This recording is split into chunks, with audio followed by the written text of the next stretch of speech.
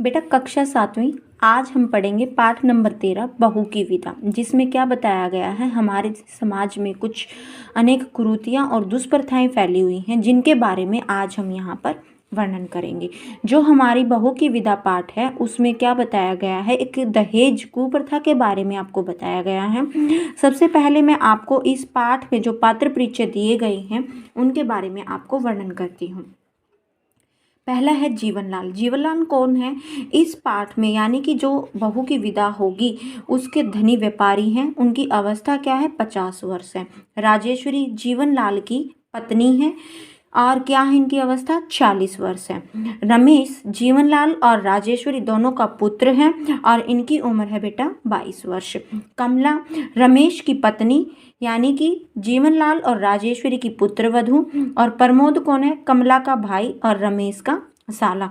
इन 5 members के बारे में हम पढ़ेंगे, 5 सदस्यों के बारे में पढ़ेंगे और ये हमें क्या बताएंगे, कौन सी कहानी हमारे सामने लाएंगे, हम इसके बारे में पूरा वर्णन करेंगे। कमरे का आधुनिक ढंग बताया गया, कौन से ढंग से सजा है, कहाँ क्या रखा हुआ है, और फिर क्या बातें होती हैं इनकी कि पर्दा उठाने पर जीवनलाल खिड़की के खड़ी। जो प्रमोद है इस कहानी में, प्रमोद अपनी बहन को कमला को लेने आता है और उसकी विदाई के लिए आता है। किस बात के लिए आता है, और कहता है, क्या कहता है कि मेरी बहन की विदाई कर दे, क्योंकि लड़की की शादी के बाद उसका पहला ससुराल, पहला जो सावन होता है वो कहाँ बीतता है बेटा, उसका पहला सावन मायके में बीतता है। तो उस मायके के बिताने के लिए, पहला सावन के लिए वो अपनी बहन को प्रमोद लेने आता है। लेकिन जब प्रमोद लेने आता है तो जीवनलाल क्या कर देता है बेटा, मना कर देता है कि विदाई नहीं होगी। प्रमोद क्या कहता है, उससे रिक्वेस्ट करता है, प्रार्थना करता है कि जरा सोचिए कि यदि आपने विदा नहीं की तो मेरी बहन के क्या दशा होगी। जीवनलाल, मैंने उसकी दशा का ठेका नहीं लिया है, यानी कि मैं नहीं जानता, लेकिन उसकी विदाई नहीं होगी। और वो किस कारण से मना करते हैं, वो इस कारण से मना करते हैं क्योंकि उनके दहेज में अभी कमी थी, क्योंकि वो और ज़्यादा दहेज चाहते थे। प्रमोद उनको कहता है कि आप जानते हैं कि लड़की का पहला सावन कहाँ बीतता है, लड़की के मायके में बीतता है, और आप फिर भी ऐसा कह रही हैं। फिर प्रमोद जीवनलाल कहता है कि मैं सब जानता हूँ। प्रमोद कहता है यह जानकर भी। जीवनलाल कहता है कि मैं अपना निर्णय सुना चुका हूँ, विदाई नहीं होगी तो विदाई नहीं होगी। अब प्रमोद क्या कहता है, यदि मैं कमला को बिना लिए गया तो क्या होगा, मेरी माँ का हृदय टूट जाएगा। लेकिन जीवनलाल जो था वो अपनी जिद के सामने बिल्कुल नहीं मानता है। प्रमोद की इतनी रिक्वेस्ट के बाद भी जीवनलाल क्या कर देता है बेटा, बिल्कुल मना कर देता है कि मैं ऐसा नहीं करूँगा।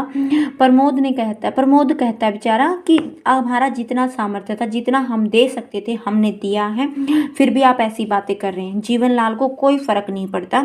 उसने कहा कि अगर तुम्हारा सामर्थ्य, तुम्हारी देने की क्षमता इतनी ही कम थी तो अपने बराबर वालों में रिश्ता करते, झोपड़ी में रहकर महल से नाता नहीं जोड़ते। प्रमोद हाथ जोड़कर खड़ा हो जाता है, बेचारे की कोई बात चलती ही नहीं है। जीवनलाल कहता है कि तुमने देना तो दूर की बात है, तुमने क्या किया, खातिरदारी भी ठीक से नहीं की, मेरे नाम पर एक धब्बा लगवा दिया, यानी कि मेरी मूछें नीची हो गई, मेरा नाम बिरादरी में ऐसा हो गया वैसा हो गया, ऐसी ऐसी बातों के साथ कह देता है। जाओ कह देना अपनी माँ से कि अगर विदा कराना चाहती है तो पहले जो घाव हमें दिए हैं, यानी कि जो हमारा नाम नीचा हुआ है, उसके लिए मरहम भेज दे। प्रमोद जी, इस समय तो आप विदा कर दें, अगली बार जब भी मैं आऊँगा तो क्या करूँगा, गोने पर आपकी हर मांग पूरी कर दूंगा। प्रमोद क्या कहता है, आप जीवनलाल, मैंने यह दुनिया देखी है, धूप में बाल सफ़ेद नहीं किए हैं। उत्तेजित स्वर में, कल के छोकरे तुम मुझे बेवकूफ़ बनाते हो। प्रमोद क्या कहता है, यह आप कह रहे हैं जीवनलाल, ठीक कह रहा हूँ, मेरा फैसला आखिरी फैसला है। विदा तभी होगी जब 5000 नगद हाथ पैर फैलाकर इस हाथ पर रख दोगे। प्रमोद क्या कह रहा है कि यह तो सरासर अन्याय है, मतलब बिल्कुल गलत है, शिकायत आपको हमसे है, मेरी बहन ने तो आपका कुछ नहीं बिगाड़ा, और जो भी बातें हुई वो हमारी हुई हैं, उसे तो विदा करें। अब जीवनलाल फिर से मना कर देता है और कहता है कि क्या, तो वह क्या कर लेता, मेरे सामने मुंह खोलने की हिम्मत नहीं है। अब यह बात वो कब कहता है कि अगर रमेश बाबू होते तो, जी प्रमोद कहता है अगर रमेश बाबू होते तो मैं शायद उन्हीं से बात कर लेता, लेकिन वो तो यहाँ है ही नहीं। फिर प्रमोद के बाबू कहते हैं, जो रमेश के पिताजी हैं जीवनलाल, वो क्या कहते हैं कि वह क्या कर लेता, मेरे सामने तो उसके मुंह खोलने की भी हिम्मत नहीं है। तुम बड़े बदतमीज बच्चे हो, यानी कि मेरा बेटा ऐसा बच्चा नहीं है जो बड़ों के सामने जवाब दे। प्रमोद गुस्से से तिल मिलाकर कुछ बोल तो सकता नहीं, बेटी वाला समझकर ही आप मेरा अपमान कर रहे हैं, किंतु यह ना भूलिए कि आप भी बेटी वाले हैं। जीवनलाल कहता है, हाँ मैं भी हूँ बेटी वाला, लेकिन तुम्हारी तरह नहीं हूँ। पिछले ही महीने हमने कोरी की शादी की है, क्या खातिरदारी की है कि बारात वाले जो थे वो दंग रह गए, और तुमने क्या किया, और हमने इतना दहेज किया कि हमारे जो बेटी के ससुराल वाले थे वो दांतों तले उंगली दबाते रह गए, यानी कि हैरान रह गए। आगे इन्हीं बातों के साथ बढ़ते बढ़ते कहाँ तक बात पहुंच जाती है। जीवनलाल, अब प्रमोद कहता है, चुप हो जाता है बेचारा, जी कह के चुप रह जाता है। और जीवनलाल कहता है फिर कि रमेश यानी कि मेरा बेटा अपनी बहन को लेने गया है।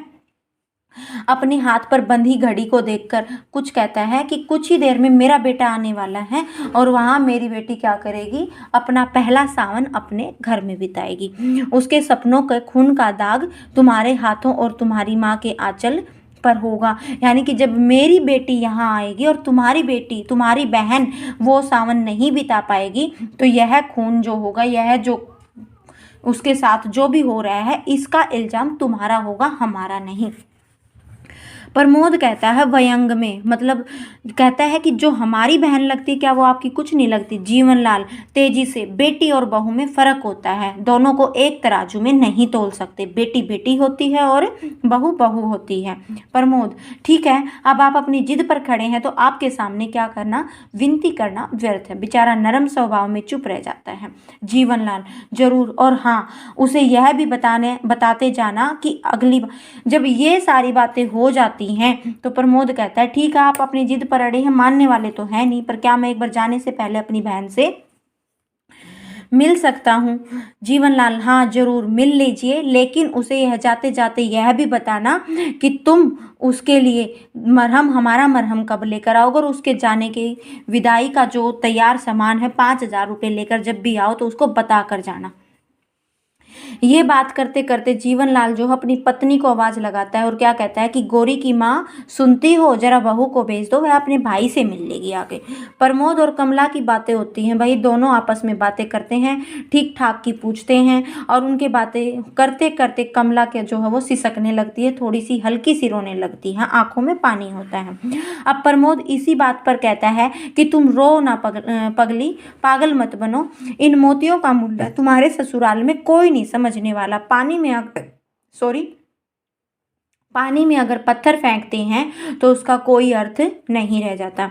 कमला सिसकती हुई, भैया क्या? प्रमोद, घबराओ मत, मैं जल्दी ही फिर आऊंगा और उस बार विदा अवश्य होगी और उसका मरहम लेकर आऊंगा।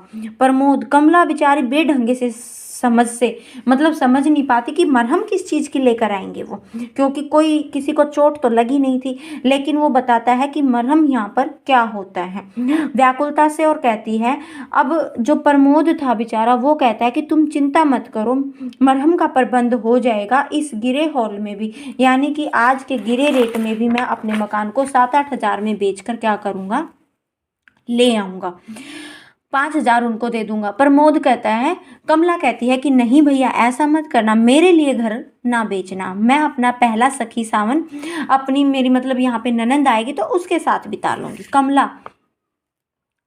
अब प्रमोद उसको कहता है कि कौन लड़की नहीं चाहती कि उसका पहला सावन अपनी माँ के घर बीते। कमला कहती है कि भाई ऐसी कोई लड़की नहीं है जिसकी इच्छा ना हो, लेकिन मेरे लिए तुम अपना घर बेचो यह अच्छा नहीं है। 2-3 साल बाद आपको छोटी बहन, किसकी शादी करनी है, छोटी बहन विमला का ब्याह भी करना है। अब प्रमोद कहता है कि तुम चुप रहो कमला, आप चिंता ना करें, मेरी माँ जी जो है यहाँ पे, सासू माँ जो है वो अच्छी हैं, वो देवता है, ममता की मूर्ति है, और मेरी ननंद का स्वभाव बहुत अच्छा है, हर समय हंसाती रहती है, और माँ जी का समय तो वो तो ममता की मूर्ति। हाँ, पिताजी जो हैं वो थोड़े जिद्दी स्वभाव के हैं, उन्हें वो टाइम लग जाएगा लेकिन सब भूल जाएंगे। लेकिन प्रमोद कहता है कि आज नहीं तो कल इनको रुपया देना पड़ेगा। तुम कब तक अपने आप में इस तरह पिसती रहोगी, अपनी खुशियों का गला घोटती रहोगी। प्रमोद, मुझे तो ऐसा लगता है कि यहाँ सब एक ही थाली के चट्टे बट्टे हैं, सिर्फ दिखावा है। जब ये बातें हो रही थी तो इतनी देर में कमला की सासू माँ जो है वो आ जाती है, प्रवेश करती है और क्या कहती है कि कौन सा दिखावा, कैसा दिखावा भैया। अब राजेश्वरी जब आती है तो दोनों चौंध पड़ते हैं, यानी कि चौंक जाते हैं कि कहीं उनकी बातें ना सुन ली हो उन्होंने। कमला और प्रमोद उठने का उपक्रम करते हैं, उठने की कोशिश करते हैं। राजेश्वरी वहीं दूसरी साइड बैठते हुए कहती हैं कि तुम लोग बैठकर बातें करो, क्या बातें हो रही हैं। हंसते हंसाते हुए उनसे पूछ रही हैं। प्रमोद कहता है कुछ नहीं, बस कुशल मंगल पूछ रहे थे। राजेश्वरी, हाँ, विदा के लिए क्या कहा उन्होंने। प्रमोद मौन रहता है, यानी कि चुप रहता है। कमला दृष्टि नीचे कर लेती है। राजेश्वरी समझ गई, कहती है कि अपनी जिद के सामने वो किसी की नहीं सुनते। ये सब बातें वो अपने पति के लिए कह रही है, यानी कि जीवनलाल के लिए कह रही हैं। जब तुम्हारी चिट्ठी आई थी उन्होंने तभी मना कर दिया था और मैंने तो उन्हें खूब समझाया लेकिन वो नहीं माने। राजेश्वरी, मुझसे शर्म कैसी, मेरे लिए तो जैसा रमेश है वैसा ही है। तुम ये बताओ कि उन्होंने रुपए कितने मांगे हैं। बहुत बार कहने के बाद जो है, राजेश्वरी के बार बार कहने पर प्रमोद ने उन्हें बता तो दिए कि 5,000 रुपये मांगे हैं, लेकिन राजेश्वरी उनको कहती है कि तुम रुको, मैं पैसे ला कर देती हूँ। प्रमोद उनको मना कर देता है और इतनी बात होते होते क्या होता है, राजेश्वरी कमला के हाथों में चाबियों का गुच्छा देती है और कहती है कि ऐसा नहीं हो सकता, मेरे रहते ऐसा नहीं हो सकता कि तुम अपनी बहन को लेकर ना जाए। राजेश्वरी लौटती हुई, यह क्या कह रहे हो बेटा, यह क्या कह रहे हो, मेरे रहते ऐसा नहीं होगा कि तुम कमला को ना लेकर जाओ। एक माँ के दिल की बात को मैं ही समझ सकती हूँ। जैसे मैं उतावली हूँ गौरी के आने पर, वैसे ही तुम्हारी माँ भी कमला की राह देख रही होगी। कमर से चाबियों का गुच्छा निकालती है और कमला को देती है और कहती है कि वहाँ से रुपए निकाल लाओ।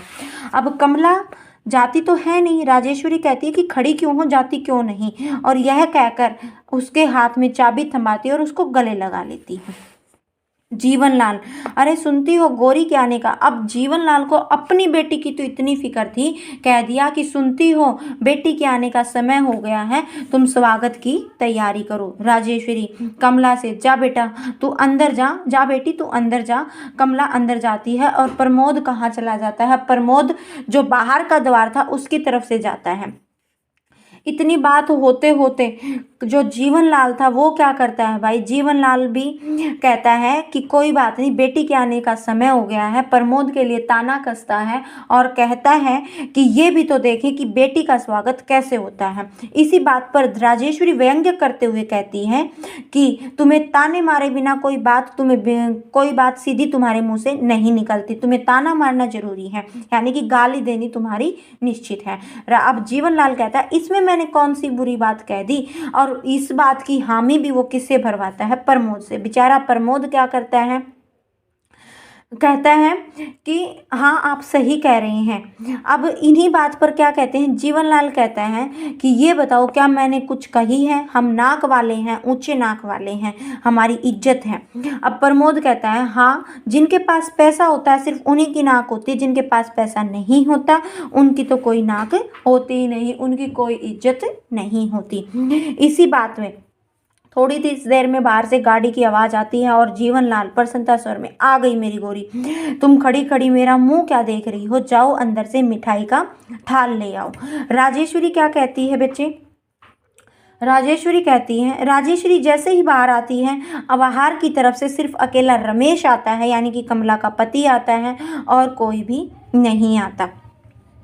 गौरी को नहीं भेजा, जैसे वो कमला को नहीं भेज रहे वैसे ही गौरी के ससुराल वालों ने भी उसे नहीं कहा। अब जीवनलाल कहता है कि खड़े क्यों हो, अंदर आओ। धीमी स्वर में गौरी नहीं आई। अब रमेश कहता है कि नहीं आई। फिर भी क्यों नहीं आई, अब रमेश बेचारा क्या कहे, उन्होंने कहा कि उन्होंने विदाई नहीं दी उन्होंने। अब इस बात पर जीवनलाल बहुत छाती में गुस्सा मारता है अपनी में कि ऐसे कैसे विदा नहीं किया उन्होंने। अब रमेश कहता है कि वो कह रहे हैं कि हमने दहेज पूरा नहीं किया है। यह बातें होते होते क्या होता है बच्चे कि अब जीवनलाल को क्या बात समझ में आती है कि हम भी बेटी वाले हैं। जिस प्रकार हम चाहते हैं कि दहेज पूरा नहीं हुआ, अब उनके वापस मुंह पे थप्पड़ सा लगता है और इस बात को वो क्या कहते हैं कि हमने तो दहेज पूरा दिया था। जब तक बहू और बेटी को एक सा नहीं समझोगे। अब राजेश्वरी दोबारा अपने पति को कहती है कि तुम भी तो ऐसा ही कर रहे हो, तुमने भी तो यही काम किया है, तुमने भी तो दहेज पूरा मांगा है। जब तक दहेज देने और लेने की बात खत्म नहीं करोगे तो यह प्रथा खत्म नहीं होगी। और इसी बात पर जीवनलाल मान जाता है और कमला की विदाई कर देता है और कह देता है कि कमला के जाने की तैयारी करो। इस प्रकार क्या शिक्षा मिलती है कि हमें बेटी को, एक बहू को बेटी की तरह रखना चाहिए। आज के लिए धन्यवाद।